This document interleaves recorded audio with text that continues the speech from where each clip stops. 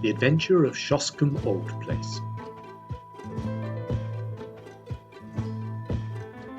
Sherlock Holmes had been bending for a long time over a low-power microscope. Now he straightened himself up and looked round at me in triumph. "It is glue, Watson," he said. "Unquestionably, it is glue. Have a look at these scattered objects in the field." I stooped to the eyepiece and focused for my vision. "Those hairs are threads from a tweed coat. The irregular grey masses are dust. The epithelial scales on the left, those brown blobs in the centre, are undoubtedly glue." "Well," I said, laughing, "I'm prepared to take your word for it. Does anything depend upon it?" "It is a very fine demonstration," he answered. "In the St. Pancras case, you may remember that a cap was found beside the dead policeman. The accused man denies that it is his, but he is a picture frame maker who habitually handles glue." "Is it one of your cases?" "No. My friend Merivale at the Yard asked me to look into the case. Since I ran down that coiner by the zinc and copper filings in the seam of his cuff, they've begun to realize the importance of the microscope." He looked impatiently at his watch. "You had a new client calling, but he is overdue. By the way, Watson, you know something of racing?" "I ought to. I pay for it with that half my wound pension." "Then I shall make you my handy guide to the turf. What about Sir Robert Norberton? Does the name recall anything?" "Well, I should say so. He lives at Shoscombe Old Place, and I know it well, for my summer quarters were down there once." "Norberton nearly came within your province once." "How was that?" "It was when he horsewhipped Sam Brewer, the well-known Curzon Street moneylender on Newmarket Heath. He nearly killed the man." "Ah, it sounds interesting. Does he often indulge in that way?" "Well, he has the name of being a dangerous man. He's about the most daredevil rider in England, second in the Grand National a few years back. He is one of those men who have overshot their true generation. He should have been a buck in the days of the Regency, a boxer, an athlete, a plunger on the turf, a lover of fair ladies, and by all accounts so far down Queer Street that he may never find his way back again." "Capital, Watson. A thumbnail sketch. I seem to know the man. Now, can you give me some idea of Shoscombe Old Place?" "Only that it is in the centre of Shoscombe Park, and that the famous Shoscombe stud and training quarters are to be found there." "And the head trainer," said Holmes, "is John Mason. You need not look surprised at my knowledge, Watson, for this is a letter from him which I am unfolding. Let us have some more about Shoscombe. I seem to have struck a rich vein." "There are the Shoscombe Spaniels," I said. "You hear of them at every dog show. The most exclusive breed in England. They are the special pride of the lady of Shoscombe Old Place." "Sir Robert Norberton's wife, I presume?" "Sir Robert has never married. Just as well, I think, considering his prospects. He lives with his widowed sister, Lady Beatrice Falder." "You mean that she lives with him?" "No, no. The place belonged to her late husband, Sir James. Norberton has no claim on it at all. It is only a life interest and reverts to her husband's brother. Meantime, she draws the rents every year." "And brother Robert, I suppose, spends the said rents?" "That's about the size of it. He's a devil of a fellow and must leave her a most uneasy life. Yet I have heard that she is devoted to him. What is amiss at Shoscombe?" "Ah, that is just what I want to know. And here I expect is the man who can tell us." The door had opened, and the page had shown in a tall, clean-shaven man with a firm, austere expression, which is only seen upon those who have to control horses or boys. Mr. John Mason had many of both under his sway, and he looked equal to the task. He bowed with cold self-possession, and seated himself upon the chair to which Holmes had waved him. "You had my note, Mr. Holmes?" "Yes, but it explained nothing. It was too delicate a thing for me to put the details on paper, and too complicated. It was only face-to-face I could do it." "Well, we are at your disposal." "First of all, Mr. Holmes, I think that my employer, Sir Robert, has gone mad." Holmes raised his eyebrows. "This is Baker Street, not Harley Street," said he. "But why do you say so?" "Well, sir, when a man does one queer thing or two queer things, there may be a meaning to it. But when everything he does is queer, then you begin to wonder. I believe Shoscombe Prince and the Derby have turned his brain. That is a cult you were running? The best in England, Mr. Holmes, and I should know if anyone does. Now I'll be plain with you, for I know you are gentlemen of honour, and that it won't go beyond the room. Sir Robert has got to win this Derby. He's up to the neck, and it's his last chance. Everything he could raise or borrow was on the horse, and at fine odds too. You can get 40s now, but it was nearer the 100 when he began to back him. How is that, if the horse is so good? The public don't know how good he is. Sir Robert has been too clever for the touts. He is the Prince's half-brother out for spins. You can't tell them apart, but there are 2 lengths and a furlong between them when it comes to a gallop. He thinks of nothing but the horse and the race. His whole life is on it. He's holding off the Jews till then. The Prince fails him. He's done. It seems a rather desperate gamble. Where does the madness come in? Well, first of all, you only have to look at him. I don't believe he sleeps at night. He's down at the stables at all hours. His eyes are wild. It's been all too much for his nerves. Then there is his conduct to Lady Beatrice. Ah, what is that? They've always been the best of friends. They had the same tastes, the 2 of them, and she loved the horses as much as he did. Every day at the same hour she would drive down to see him, and above all she loved the Prince. He would prick up his ears when he heard the wheels on the gravel, and he would trot out each morning to the carriage to get his lump of sugar. That's all over now. Why? Well, she seems to have lost all interest in the horses. For a week now she has driven past the stables without so much as a good morning. You think there has been a quarrel, and a bitter, savage, spiteful quarrel at that. Why else would he give away her pet spaniel that she loved as if he were a child? He gave it a few days ago to old Barnes, what keeps the Green Dragon, 3 miles off at Crendell. That certainly did seem strange. Of course, with her weak heart and dropsy, one couldn't expect that she could get about with him, but he spent 2 hours every evening in her room. He might well do what he could, for she has been a rare good friend to him. But that's all over too. He never goes near her. She takes it to heart. She is brooding and sulking and drinking, Mr. Holmes. Drinking like a fish. Did she drink before this estrangement? Well, she took her glass, but now it's often a whole bottle of an evening. So Stevens the butler told me. It's all changed, Mr. Holmes. There is something damned rotten about it. But then again, what is Master doing down at the old church crypt at night? And who is the man that meets him there? Holmes rubbed his hands. Go on, Mr. Mason. You get more and more interesting. It was the butler who saw him go. 12 o'clock at night and raining hard. So next night I was up at the house, and sure enough Master was off again. Stevens and I went after him, but it was jumpy work. It would have been a bad job if he had seen us. He's a terrible man with his fists if he gets started, and no respecter of persons. So we were shy of getting too near, but we marked him down all right. It was the haunted crypt that he was making for. There was a man waiting for him there. What is this haunted crypt? Well, sir, there's an old ruined chapel in the park. It is so old that nobody could fix its date. And under it there's a crypt which has a bad name among us. It's a dark, damp, lonely place by day, but there are few in that county who would have the nerve to go near it at night. But Master's not afraid. He never feared anything in his life. But what is he doing there in the night time? Wait a bit, said Holmes. You say there is another man there? Must be one of your own stablemen, or someone from the house.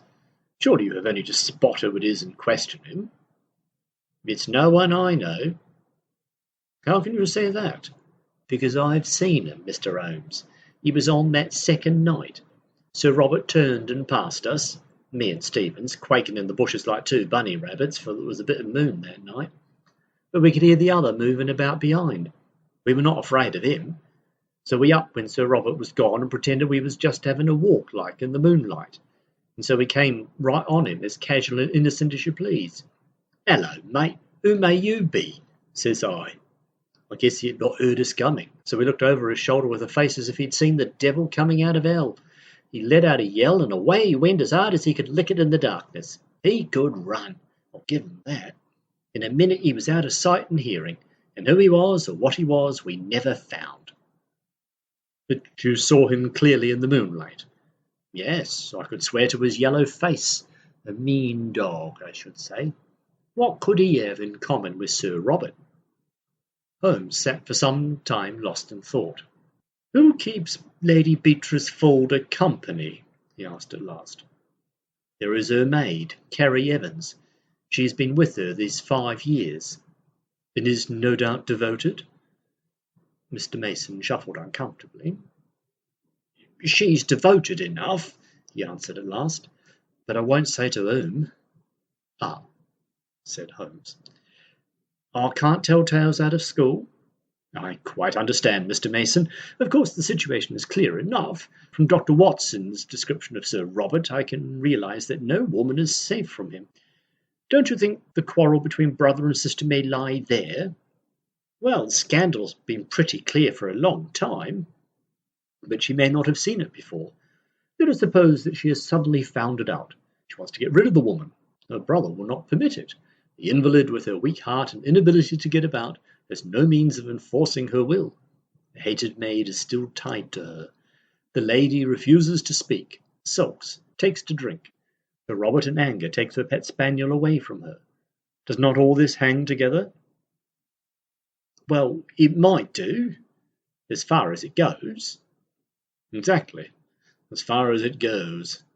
How would all that bear upon the visits by night to the old crypt? Can't fit that into our plot." "No, sir.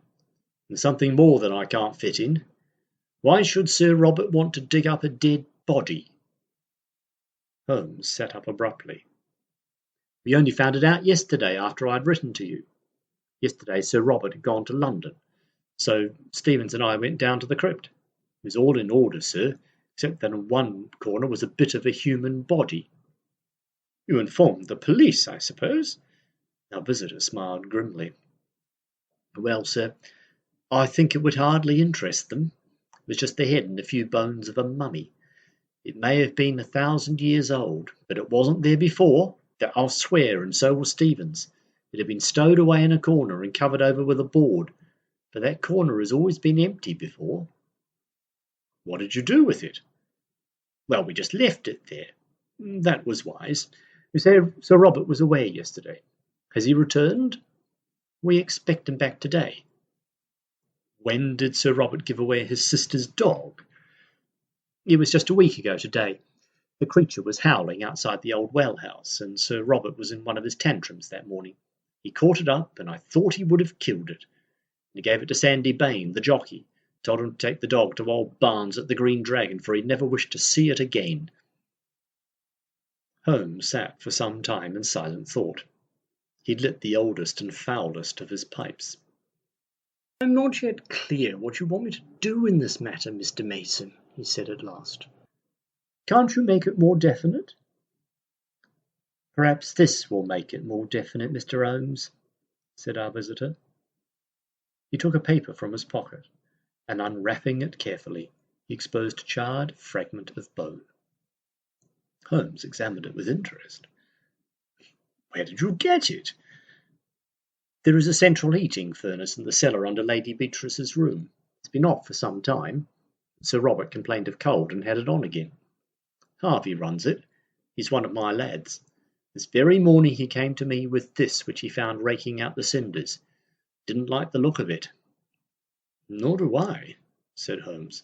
"What do you make of it, Watson?" "It was burned to a black cinder, but there could be no question of its anatomical significance." "It's the upper condyle of a human femur," said I. "Exactly." Holmes had become very serious. "When does this lad tend to the furnace?" "He makes it up every evening and then leaves it." "Then anyone could visit it during the night?" "Yes, sir." "Can you enter it from outside?" "There is one door from outside. There is another which leads up by a stair to the passage in which Lady Beatrice's room is situated." "These are deep waters, Mr. Mason, deep and rather dirty. You say that Sir Robert was not at home last night?" "No, sir." "Then whoever was burning bones, it was not he." "That's true, sir." "What is the name of that inn you spoke of?" "The Green Dragon." "Is there good fishing in that part of Berkshire?" The honest trainer showed very clearly upon his face that he was convinced that yet another lunatic had come into his harassed life. "Well, sir, I've heard that there are trout in the mill stream and pike in the Hall Lake." "That's good enough. Watson and I are famous fishermen, are we not, Watson? You may address us in future at the Green Dragon. We shall reach it tonight. I need not say that we don't want to see you, Mr. Mason, but a note will reach us, and no doubt I could find you if I want you. When we've gone a little farther into the matter, I will let you have a considered opinion." Thus it was, on a bright May evening, Holmes and I found ourselves alone in a first-class carriage, and bound for the little halt-on-demand station of Shoscombe. The rack above us was covered with a formidable litter of rods, reels, and baskets. Reaching our destination, a short drive took us to an old-fashioned tavern, where a sporting host, Josiah Barnes, entered eagerly into our plans for the extirpation of the fish of the neighbourhood. "What about the whole lake and the chance of a pike?" said Holmes. The face of the innkeeper clouded. "That wouldn't do, sir. You might chance to find yourself in the lake before you were through." "Who's that, then?" "It's Sir Robert, sir. He's terrible jealous of touts. If you two strangers were as near as his training quarters as that, he'd be after you as sure as fate. He ain't taking no chances, Sir Robert ain't." "I've heard he has a horse entered for the Derby." "Yes, and a good colt too. Carries all our money for the race, and all Sir Robert's into the bargain. By the way," he looked at us with thoughtful eyes, "I suppose you ain't on the turf yourselves?" "No, indeed. Just two weary Londoners who badly need some good Berkshire air." "Well, you're in the right place for that.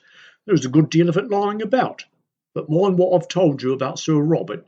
He's the sort that strikes first and speaks afterward. Keep clear of the park." "Surely, Mr. Barnes, we certainly shall. By the way, that was a most beautiful spaniel that was whining in the hall." "I should say it was. That's the real Shoscombe breed. There ain't a better in England." "I'm a dog fancier myself," said Holmes. "Now, if it was a fair question, what would a prize dog like that cost?" "More than I could pay, sir. It was Sir Robert himself who gave me this one. That's why I have to keep it on a lead. It would be off to the Hall in a jiffy if I gave it its head." "We are getting some cards in our hand, Watson," said Holmes when the landlord had left us. "It's not an easy one to play, but we may see our way in a day or two. By the way, Sir Robert is still in London, I hear. We might perhaps enter the sacred domain tonight without fear of bodily assault. There are one or two points on which I should like reassurance." "Have you any theory, Holmes?" "Only this, Watson, that something happened a week or so ago which has cut deep into the life of the Shoscombe household. What is that something? We can only guess at it from its effects. They seem to be of a curiously mixed character. But that should surely help us. It is only the colourless, uneventful case which is hopeless. Let us consider our data. The brother no longer visits the beloved invalid sister. He gives away her favourite dog. Her dog, Watson. Does that suggest nothing to you? Nothing but the brother's spite. Well, it might be so, or... well, there is an alternative. Now, to continue our review of the situation from the time that the quarrel, if there is a quarrel, began.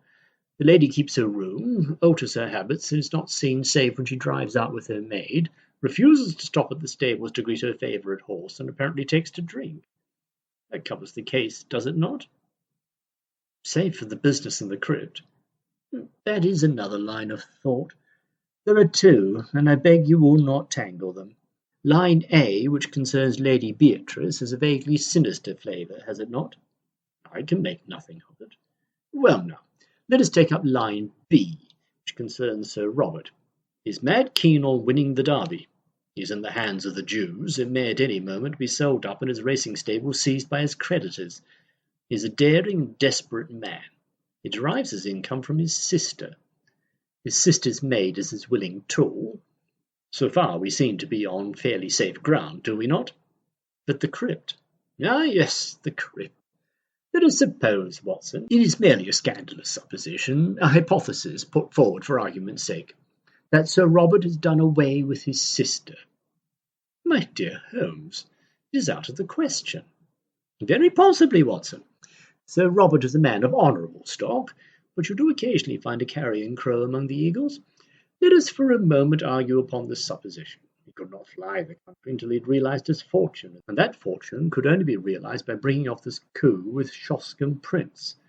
Therefore he still has to stand his ground. To do that, he would have to dispose of the body of his victim, and he would have to find a substitute who would impersonate her.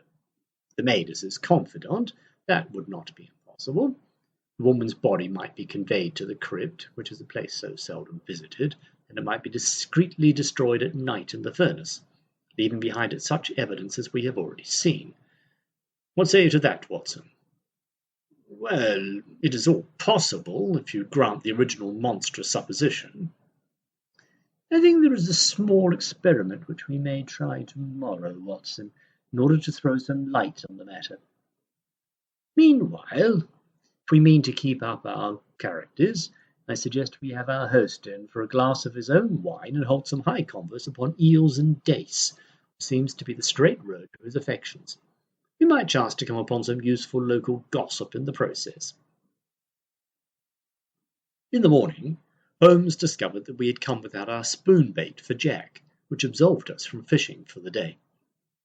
About 11 o'clock we started for a walk, and he obtained leave to take the black spaniel with us. This is the place, said he, as we came to two high park gates with heraldic griffins towering over them. About midday, Mr. Barnes informs me the old lady takes a drive. The carriage must slow down while the gates are opened. When it comes through, before it gathers speed, I want you, Watson, to stop the coachman with some question. Never mind me. I shall stand behind this holly bush and see what I can see. It was not a long vigil. Within a quarter of an hour we saw the big, open, yellow barouche coming down the long avenue, with two splendid, high-stepping grey carriage horses in the shafts. Holmes crouched behind his bush with the dog. I stood unconcernedly swinging a cane in the roadway. The keeper ran out and the gates swung open. The carriage had slowed to a walk, and I was able to get a good look at the occupants. A highly coloured young woman with flaxen hair and impudent eyes sat on the left. At her right was an elderly person with rounded back and a huddle of shawls about her face and shoulders, which proclaimed the invalid. When the horses reached the high road, I held up my hand with an authoritative gesture, and as the coachman pulled up, I inquired if Sir Robert was at Shoscombe Old Place. At the same moment, Holmes stepped out and released the spaniel. With a joyous cry, it dashed forward to the carriage and sprang upon the step. Then in a moment its eager greeting changed to furious rage, and it snapped at the black skirt above it. "Drive on! Drive on!" shrieked a harsh voice. The coachman lashed the horses, and we were left standing in the roadway. "Well, Watson, that's done it," said Holmes as he fastened the lead to the neck of the excited spaniel. "He thought it was his mistress, and he found it was a stranger. Dogs don't make mistakes." "But it was the voice of a man," I cried. "Exactly. We have added one card to our hand, Watson, but it needs careful playing all the same." My companion seemed to have no further plans for the day, and we did actually use our fishing tackle in the mill stream, with the result that we had a dish of trout for our supper. It was only after that meal that Holmes showed signs of renewed activity. Once more we found ourselves upon the same road as in the morning, which led us to the park gates. A tall, dark figure was awaiting us there, who proved to be our London acquaintance, Mr. John Mason, the trainer. "Good evening, gentlemen," said he. "I got your note, Mr. Holmes. Sir Robert is not returned yet, but I hear that he is expected tonight." "How far is this crypt from the house?" asked Holmes. "Good quarter of a mile." "Then I think we can disregard him altogether." "I can't afford to do that, Mr. Holmes. The moment he arrives, you'll want to see me to get the latest news of Shoscombe Prince." "I see. In that case, we must work without you, Mr. Mason. You can show us the crypt and then leave us." It was pitch dark and without a moon, but Mason led us over the grasslands until a dark mass loomed up in front of us, which proved to be the ancient chapel. We entered the broken gap which was once the porch, and our guide, stumbling among heaps of loose masonry, picked his way to the corner of the building, where a steep stair led down into the crypt. Striking a match, he illuminated the melancholy place, dismal and evil-smelling, with ancient crumbling walls of rough-hewn stone and piles of coffins, some of lead and some of stone, extending upon one side right up to the arched and groined roof, which lost itself in the shadows above our heads. Holmes had lit his lantern, which shot a tiny tunnel of vivid yellow light upon the mournful scene. Its rays were reflected back from the coffin plates, many of them adorned with the griffin and coronet of this old family, which carried its honours even to the gate of death. "You spoke of some bones, Mr. Mason. Could you show them before you go?" "They're here in this corner." The trainer strode across and then stood in silent surprise as our light was turned upon the place. "They're gone," said he. "So I expected," said Holmes, chuckling. "I fancy the ashes of them might even now be found in that oven which had already consumed a part." "But why in the world would anyone want to burn the bones of a man who's been dead 1,000 years?" asked Mr. Mason. "That is what we are here to find out," said Holmes. "It may mean a long search, and we need not detain you. I fancy that we shall get our solution before morning." When John Mason had left us, Holmes set to work making a very careful examination of the graves, ranging from a very ancient one, which appeared to be Saxon in the centre, through a long line of Norman Hugos and Odos, until we reached the Sir William and Sir Dennis Forder of the 18th century. It was an hour or more before Holmes came to a leaden coffin standing on end before the entrance to the vault. I heard his little cry of satisfaction, and was aware from his hurried but purposeful movements that he had reached a goal. With his lens he was eagerly examining the edges of the heavy lid. Then he drew from his pocket a short jemmy, a box opener, which he thrust into a chink, levering back the whole front, which seemed to be secured by only a couple of clamps. There was a rending, tearing sound as it gave way, but it had hardly hinged back and partly revealed the contents before we had an unforeseen interruption. Someone was walking in the chapel above. It was the firm, rapid step of one who came with a definite purpose and knew well the ground upon which he walked. A light streamed down the stairs, and an instant later the man who bore it was framed in the Gothic archway. He was a terrible figure, huge in stature and fierce in manner. A large stable lantern which he held in front of him shone upwards upon a strong, heavily moustached face and angry eyes, which glared round him into every recess of the vault, finally fixing themselves with a deadly stare upon my companion and myself. "Who the devil are you?" he thundered, "and what are you doing upon my property?" Then, as Holmes returned no answer, he took a couple of steps forward and raised a heavy stick which he carried. "Do you hear me?" he cried. "Who are you? What are you doing here?" His cudgel quivered in the air. But instead of shrinking, Holmes advanced to meet him. "I also have a question to ask you, Sir Robert," he said in his sternest tone. "Who is this, and what is it doing here?" He turned and tore open the coffin lid behind him. In the glare of the lantern I saw a body swathed in a sheet from head to foot, with dreadful witch-like features, all nose and chin projecting at one end, the dim glazed eyes staring from a discoloured and crumbling face. The baronet had staggered back with a cry, and supported himself against a stone sarcophagus. "How came you to know of this?" he cried, and then with some return of his truculent manner, "What business is it of yours?" "My name is Sherlock Holmes," said my companion. "Possibly it is familiar to you. In any case, my business is that of every other good citizen, to uphold the law. Seems to me that you have much to answer for." Sir Robert glared a moment, but Holmes' quiet voice and cool, assured manner had their effect. "For God, Mr. Holmes, it's all right," said he. "Appearances are against me, I'll admit, but I could act no otherwise." "I should be happy to think so, but I fear your explanations must be for the police." Sir Robert shrugged his broad shoulders. "Well, if it must be, it must. Go up to the house and you can judge for yourself how the matter stands." A quarter of an hour later, we found ourselves in what I judge, from the lines of polished barrels behind glass covers, to be the gun-room of the old house. It was comfortably furnished, and here Sir Robert left us for a few moments. When he returned, he had two companions with him. The one, the florid young woman who we had seen in the carriage, the other a small rat-faced man with a disagreeably furtive manner. These two wore an appearance of utter bewilderment, which showed that the baronet had not yet had time to explain to him the turn events had taken. "There," said Sir Robert, with a wave of his hand, "are Mr. and Mrs. Norlett. Mrs. Norlett, under her maiden name of Evans, has for some years been my sister's confidential maid. I have brought them here because I feel that my best course is to explain the true position to you, and they are the two people upon earth who can substantiate what I say." "Is this necessary, Sir Robert? Have you thought what you are doing?" cried the woman. "As to me, I entirely disclaim all responsibility," said her husband. Sir Robert gave him a glance of contempt.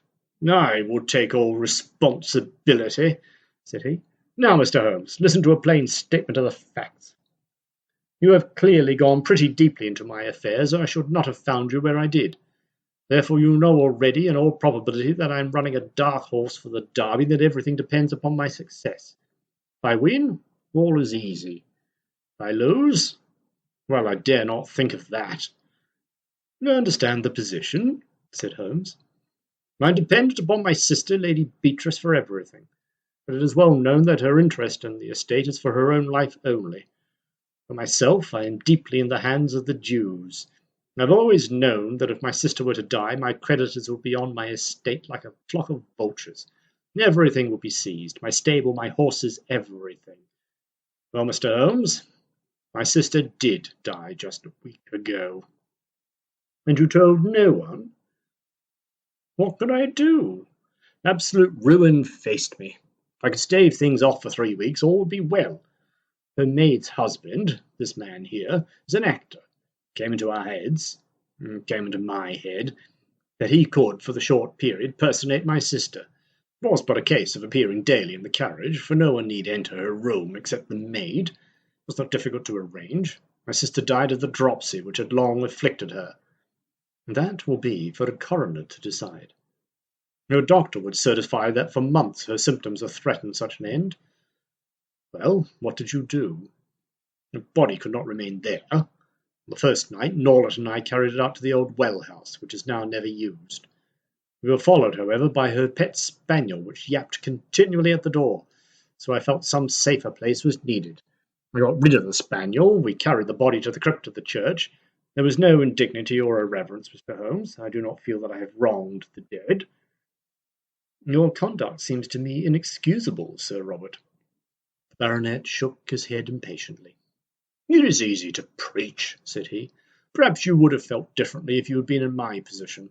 One cannot see all one's hopes and all one's plans shattered at the last moment and make no effort to save them. It seemed to me that it would be no unworthy resting place if we put her for the time in one of the coffins of her husband's ancestors lying in what is still consecrated ground. We opened such a coffin, removed the contents, and placed her as you have seen her. As to the old relics which we took out, we could not leave them on the floor of the crypt. Norlett and I removed them. He descended at night and burnt them in the central furnace. There is my story, Mr. Holmes, though how you forced my hand so that I have to tell it is more than I can say." Holmes sat for some time lost in thought.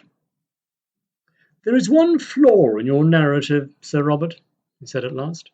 "Your bets on the race, and therefore your hopes for the future, would hold good even if your creditors seized your estate." "The horse would be part of the estate. What do they care for my bets? Likely as not they would not run 'em at all. My chief creditor is, unhappily, my most bitter enemy, a rascally fellow, Sam Brewer, whom I was once compelled to horsewhip on Newmarket Heath. Do you suppose that he would try to save me?" "Well, Sir Robert," said Holmes, rising, "this matter must, of course, be referred to the police. It was my duty to bring the facts to light, and there I must leave it. As to the morality or decency of your own conduct, it is not for me to express an opinion. It is nearly midnight, Watson, and I think we may make our way back to our humble abode." It is generally known now that the singular episode ended on a happier note than Sir Robert's actions deserved. Shoscombe Prince did win the Derby. The sporting owner did net £80,000 in bets, and creditors did hold their hand until the race was over, when they were paid in full, and enough was left to re-establish Sir Robert in a fair position in life. Both police and coroner took a lenient view of the transaction, and beyond a mild censure for the delay in registering the lady's decease, the lucky owner got away scatheless from this strange incident in a career which has now outlived its shadows and promises to end in an honoured old age.